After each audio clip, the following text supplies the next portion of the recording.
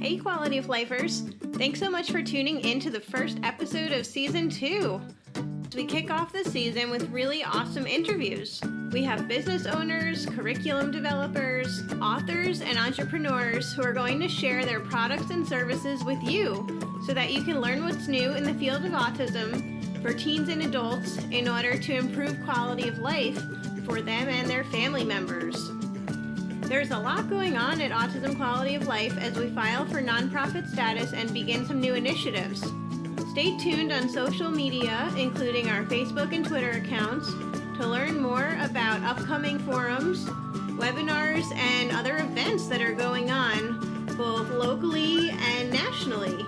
So let's get things rolling with episode 20 as we bring you our interview with Erin and Bruce Wilson.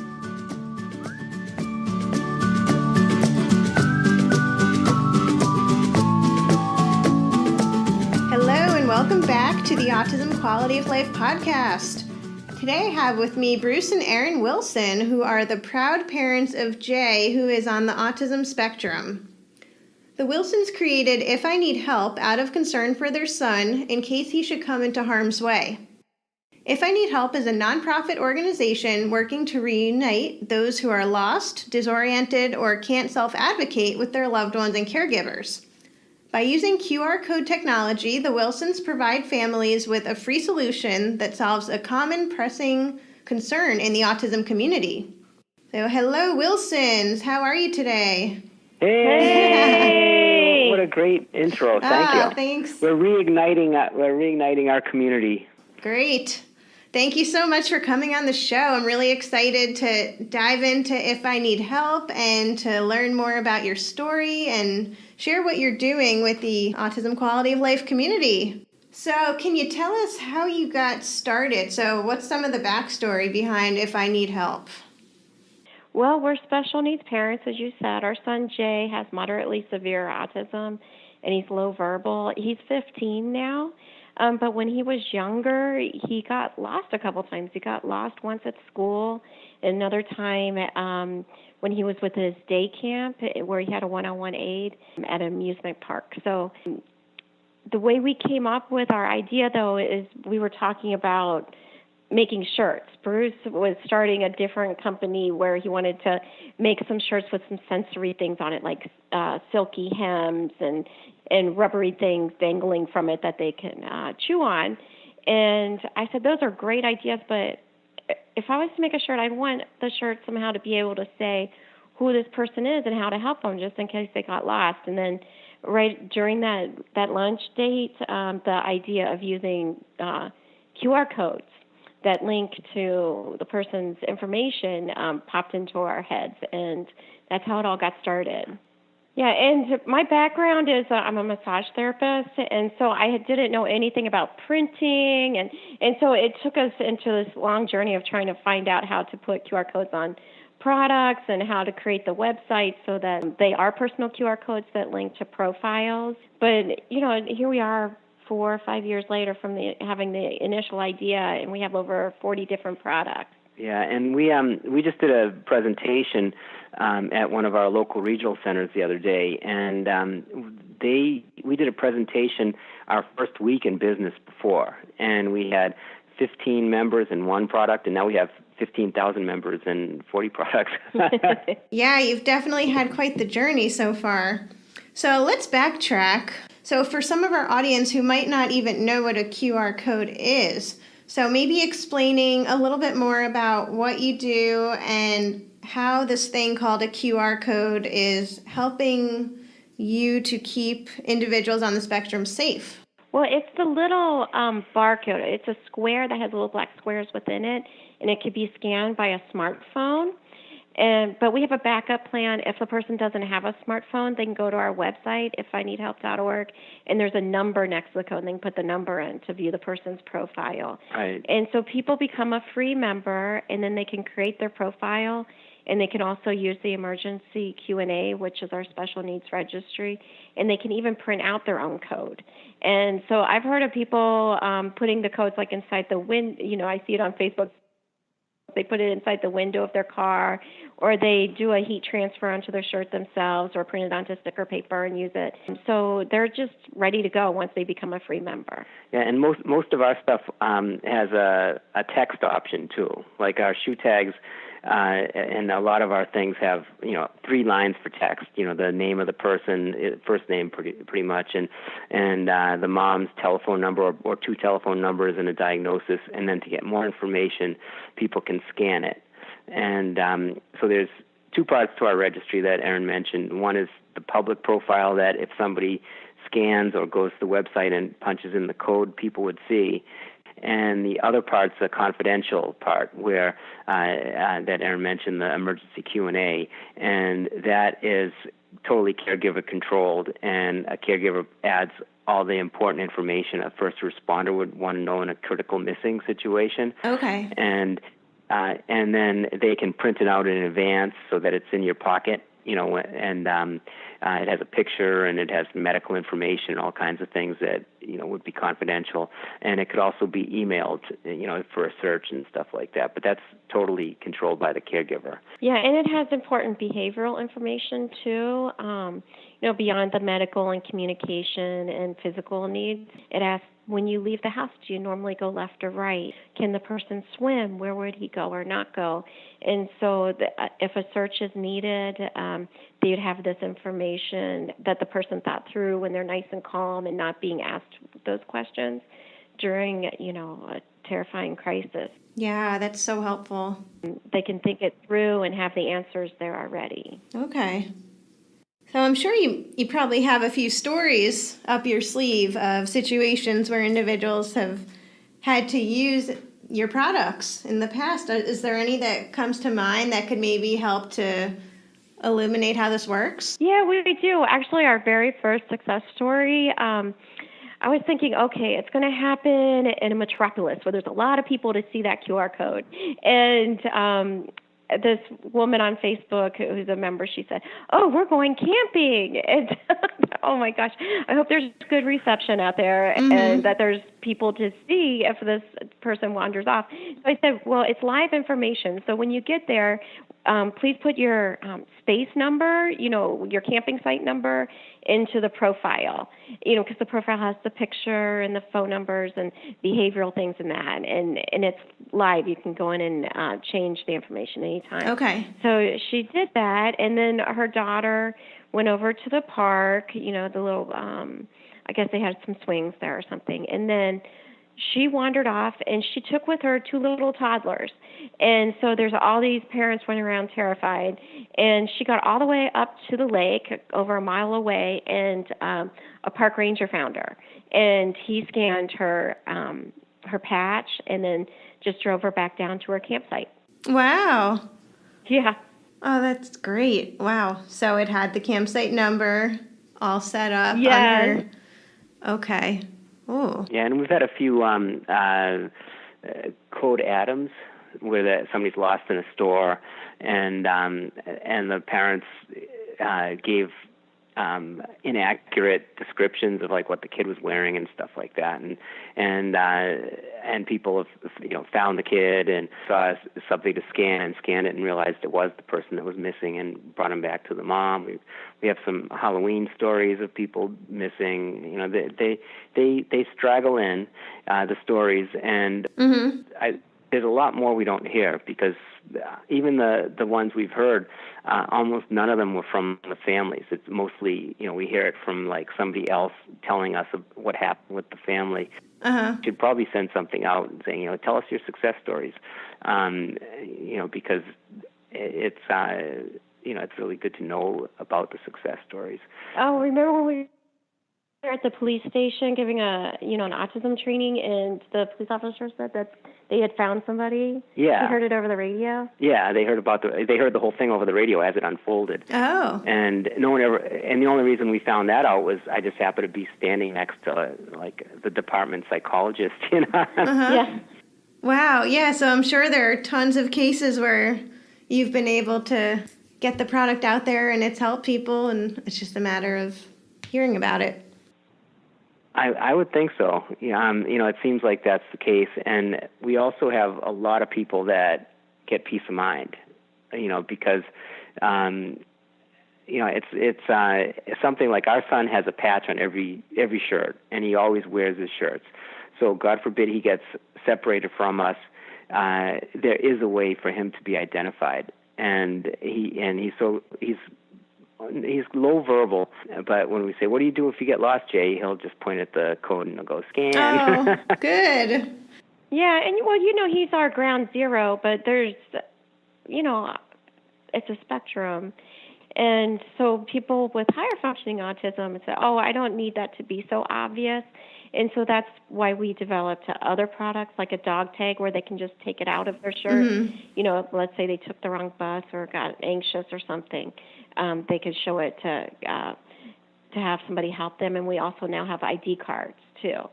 By doing outreach and that, I've met a variety of people, and we've had to brainstorm of how to meet different people's needs. Yeah, that's really great. I'm sure some folks can just take the ID card out of their backpack, wallet, or keep it on their shoe and have it be more discreet. So that's really great. Yeah, and we've had people call up and say, "Too bad you don't have something that does this," and we're like, "Oh, we'll have that in an hour." Yeah, so you mentioned you have 40 products now? Yeah, and actually one of them, somebody's like, "Well, my kid doesn't wear any clothes, won't keep his shoes on," and then we came up with temporary tattoos. People like those. And our most recent product is a really good sticker. It's vinyl, and it has a clear sticker covering over it so it doesn't scratch or fade or anything. And people are putting those on their phones or devices. So if the device gets lost, it could be reunited with the family, but also if the person carrying the device wanders off, it could be used to reunite them. Yeah, and we also have seatbelt alerts, which are Velcro things that go over a seatbelt and can lock onto it. So if something happens to a driver, they would know that there's a special needs person in the car.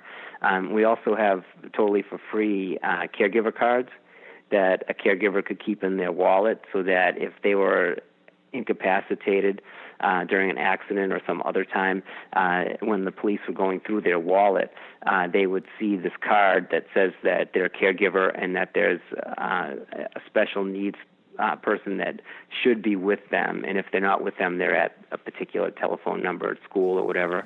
Oh, wow. And there's some places to write just with a pen, whatever the caregiver would want to put, and those are free.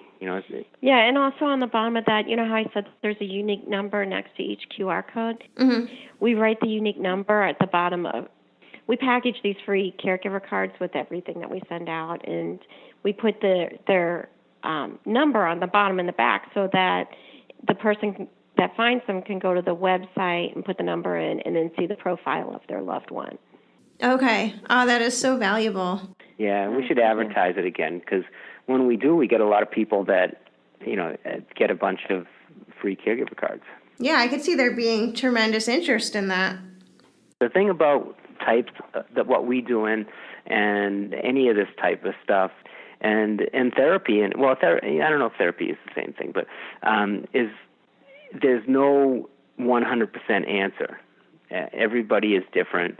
Everybody has different needs. That's why we have so many different ways to access our stuff, because people have different sensory issues and all that kind of thing. That we're really open to new things and adding new things to our site and all that. Yeah, it sounds like you've definitely been innovating over time. So I have one more logistical question for you guys. So you mentioned how families can do live updates of their accounts. So for example, if they're camping or if they're at an amusement park, could you maybe go into how that works? Like, do you guys have an app, or do they log in somewhere on your website to make those updates? They would log in. I'm not really pulled to make an app. I think it would be a good idea, but an app, some people would have it, some people wouldn't have it. Everybody can get to a web application, like a website. And so at this point, all our focus has gone to making it so people can log in and change stuff on the website. Yeah, and I just wanted to add in there, when my son went down to the Getty Museum with his 6th grade class because they're very good at inclusion in that, and they're graduating to their junior high. So they took him with an aide there, and I thought, oh my God, he doesn't like just sitting there looking at pictures, and there's so many rooms he's going to get lost. So I was able to put, his 101 aide's name and number in his profile, and then, delete it when he came home safely. But I had someone call me the other day, and she said her son is very high functioning, and he navigates around by himself, and he got separated from her, and he became like a 3-year-old. He was just texting, help me, help me, help me. And it was terrifying. And he wasn't saying where he was or what kind of help he needed. But he got so anxious and flustered. He wasn't communicating. And she said, I think if they were asking, well, what does your mom look like? Because they wanted to look for her. And so she said, what if you could, when you get to the amusement park or wherever, take a picture of the mom with the child and upload it into the profile. Then they could say, oh, your mom looks like that. Oh, she's over there, if they see her. Yeah, and I mean... I have a friend that's been, whenever she takes her son somewhere, she'll take a picture of him right then and there, so that she'll remember, oh, he has the red shirt on today or whatever, and it would be a very current picture of him. Yeah, we've had some teachers that have gotten a bunch of pins or clips or something along those lines and for when they go out on outings, and they'll put their picture. They'll all go to one profile, and the teacher will have their picture there, because if somebody finds somebody, and they've seen the teacher, oh, I just saw her right over there. Mm-hmm. Also, behavioral tips in Jay's profile. So a lot of people put that because, if a police officer comes across their child, they don't know how to calm their child. Some say, oh, give him pressure, or some say don't touch him, or he really likes the alphabet sung to him, or anything that, because the parent's the expert on how to soothe the child. So, I've seen some people give really good tips in there, or gosh, tell him he's going to get a cheeseburger. I wouldn't think to say that to a child Exactly. I just met. Oh, that's great. Now, so how does it work on the site? Or is it more of an open-ended area where parents can write in a few sentences, or is there some template or prompts for that section about the behavioral needs? Yes. Well, first off, you do the free sign-up, and then you go into My Account, and that's where you can edit the profile. And there's a place to put the picture, and then there's 2 emergency names and phone number places. Oh, Bruce is saying 4. And then there's an additional information section where they can put whatever they want. Some people write a novel in there. Some people leave it blank. It's really up to what they're comfortable with. I do want to say, though, a lot of people put pictures and the person's kind of far back in the picture. It's good to have like a close-up of their face. Okay. I would think. Yeah, makes sense. Cool. But we do suggest, because it is public, to not use last names and not to give addresses. But some people do. It really depends on what people are comfortable with other people knowing about them. Yeah, and the thing about QRs, and we're not totally tied to that technology. If something better comes along, we'll just switch to that. But right now, QRs are the thing, is that you have to get really close to scan it, unless it's like there's a picture on the internet or something. So, that information isn't, a predator would have to get within 6 inches of the code with their smartphone to take a scan of it. And our son should never be away from his aid. So that's a safety thing right there. That it's not just you can't be a predator can't be on the other side of the parking lot and get the information. Okay, that's a good point to make. So let's get into some of your business-related goals for this nonprofit organization here. So, If I Need Help has been around for, what did you say, 4 or 5 years? Yeah, something 4 years. 4 years. It took a year to make the website. Yeah. Okay. It's an awesome website, by the way. And then we were at first a for profit, and then we saw, the people that we were trying to serve, a lot of them were on fixed incomes and that, and so I was just giving out a lot of free products. So Bruce was like, I think we're a nonprofit. So based on how things are going now, does it seem like a better direction for you guys? Yeah. Oh, much more better. Much more better. Better. More better. Yeah, now we're seeking out grants and we're getting donations. We're actually doing a little fundraiser this weekend, so we're able to do that and be able to keep our, the memberships free and the products at a very low cost. That's excellent. And then some of the grants we're getting are for us to distribute the products. Okay. Great. So what kinds of things are coming up in your lives in the next few months? What kinds of fundraisers or initiatives are you working on? Well, we have a fundraiser this Saturday, and there's an online auction that some stuff, is any of the stuff national, Erin, or is it mostly Well, it's kind of local. There are some, I guess, gift cards on there. Yeah, but this podcast probably won't come out. Oh, that's true. Yeah. Yep. Yeah. So you guys can go to the website, but there won't be anything. So anything more long term. But there's always a donation button. But yeah, there'll just be a donation button. And so what else do we have going on? We're talk about our progress with law enforcement and first responders. Well, we've been trying to push that out with different police stations and agencies that they can use our special needs registry as their own. And there's a few different levels they could do it at. They could just tell caregivers to go and use it, or they can be a company in the back end of our website where they can create it for the families. And then there's another level that we haven't hit yet where they use our API and stream our website through theirs, and then ultimately link it with their 911 and facial recognition. Well, but we're waiting for that opportunity to open up to. Well, number two would be the facial recognition and all that stuff too. The API would be on their website, which would be cool because then they wouldn't have to log into two things. But they could have 911 access and stuff as is right now. Okay. And and it also, our stuff works wherever there's internet. So, a lot of things are regionally located so that, it only works in that county or in that city or in that part of the city. Whereas, ours works anywhere they have internet. So even if they go to Europe, it would work.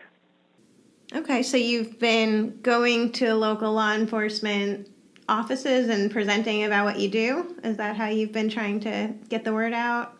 Yeah, and we've done that. We've really made a lot of progress. We have a few departments that we're working with, and we're about to start working with more. And we've been talking. We'll just send a cold call letter out, and lieutenants and captains are calling us back and stuff. So the demand is definitely there. The service we're talking about, a lot of departments are looking into very expensive solutions that do similar things, and so ours, is an officer. The department wouldn't have to necessarily become a special needs registry, and have dedicated officers to that. We could handle all that stuff for them, or a lot of it. Well, that sounds like a big plus. And some could spend more money with API development, and people that don't have that budget could just jump into the water as is. Anything else that you would like to share pertaining to your business coming up before we transition in a different direction? Yeah, we're looking to partner with a big charity that has a similar mission to ours about helping people that have communication issues and or wander, and we'd like to supply our service and tie in with their manpower and their contacts to spread to all the corners of the country, all of them. Name a corner, and we want to be there. Yeah, so if anyone's out there, if I need help, would love to speak with you, connect, and look for possible collaboration. So that's really exciting. Thanks for sharing that, Bruce. Oh, my pleasure. Thank you. Mm-hmm. Anything on your end, Erin? No, I think you expressed that very well. Oh, I'll do it again then. Okay, so my next question then pertains more to other resources for family or professionals who might be listening. So a lot of our audience either cares for teenagers or adults on the spectrum. So I was curious if you guys have any recommended resources, books, or products aside from your own If I Need Help resources that you would recommend.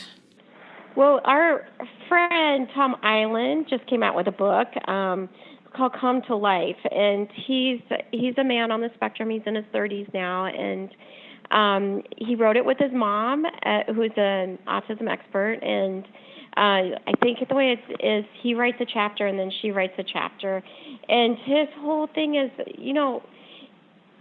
okay, you have a disability, but that doesn't mean you just stay there on the couch and stay in your room and wait for things to happen for you. Mm. You have to go out and meet the world. And because this is what he's done. He was an accountant because he's amazing with numbers. And then he felt like he wasn't living the life he wanted and reaching his potential. And so now he's going around giving talks around the country and about coming to life. And he's an awesome guy. We really enjoy his company. Yeah, and so they have that, and they have a training program called Be Safe the Movie. That was Be Safe the Movie, and I think it's BeSafeTheMovie.com, I believe. Be Safe the Movie. And that's a great program because it trains people on the autism spectrum on how to interact with the police department. And so they do, there's a big video course, but they also go to different cities, and they'll have police there, and they'll have people on the spectrum, and they do exercises together, and they kind of become friendly, and they learn more about each other, so that if there is a situation, hopefully people would act in appropriate manners. So they're doing that, and Tom has become a really great speaker, and he's incredible because he can look at his shortcomings and go, okay, I want to be a speaker, but I don't know how. So he joined Toastmasters, and now he's running his own Toastmaster place. I want to add in one of the best things we've done for Jay, I think, besides, his therapy and that, is we've had him in American Taekwondo, ATA. He's been in it for 9 years, 5 days a week, and he runs in there now, and it's been a great community for him, and he's able to get all his yah-yahs out, but for his social skills and his self-esteem, it's been one of the best things we've ever done for him. Yeah. Oh, that sounds like a really incredible resource near you guys. So thanks for sharing about that. And so going back to If I Need Help, how can our audience learn more about you, about what you're doing? So share some of your social media channels and website, if you don't mind. Oh, yeah, the website's ifineedhelp.org, and if you go to the website, all our social media little links are there on the homepage. Okay. We're on Instagram, which I've been enjoying the most lately. Ooh. And it's called If I Need Help. And then Twitter, the Twitter page is at QR code ID 1. And then our Facebook page is If I Need Help. Okay. And we will link all that up in the show notes for everyone, including Tom's new book and Be Safe the Movie and some other resources that we discussed today. How about Bright Star ATA? Yeah, that's the name of his karate school. Oh, sure. Maybe somebody else. A website. Yeah, maybe some karate teachers somewhere else would like to talk to them. Program. Yeah. We'll definitely put that in. Even if somebody's quiet, they have a lot of knowledge. Yeah, well, he does, for sure. Yes. No, you never know what's going on inside, so that's definitely important to keep in mind, especially when kids or adults might be anxious in the moment and unable to communicate too. They will need a product like If I Need Help in order to relay messages to first responders, to nearby folks, to get them the help that they need. It's a bad situation, for, being a person on this planet that has communication issues. So, this is a tool that can help with that. It's not the answer, but it's a pretty good solution. Well, Erin and Bruce, thank you so much for coming on the podcast today and sharing what you do with our community. Such a valuable product. Thank you for having us. Thank you.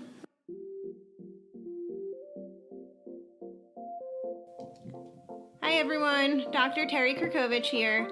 Thanks so much for listening to the first episode of Season 2. We have so many exciting interviews coming up for you, and I hope that you stay tuned and follow us on social media so you can connect with others in the Autism Quality of Life community. We now have a network for professionals who are business owners, founders of new housing or employment models, researchers, or thought leaders in the field of autism. And we also have resources for family members who are providing care for loved ones who are teens and adults on the spectrum. Whether you're a business owner or an author or a creator of a new project, we'd also really love to hear from you to feature you on our website as an autism affiliate. I'm so glad that you're a part of this community of quality of lifers that we're building. So thanks again for listening, and we'll catch you for our next episode soon. Take care.